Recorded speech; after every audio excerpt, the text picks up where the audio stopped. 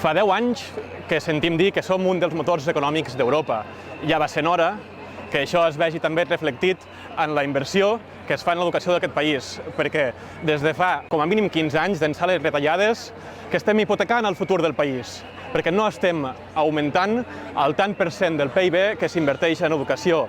En l'educació pública no arriba al 3% del PIB, mentre que si sumem concertada i privada està una mica per sobre del 4%, quan la Llei d'Educació de Catalunya, des de l'any 2009, que diu que s'ha d'invertir com a mínim un 6% del PIB en educació.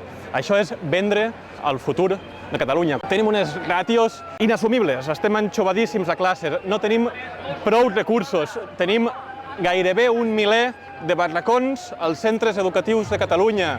Tenim un sistema d'educació inclusiva que és impossible de sostenir perquè no tenim prou recursos.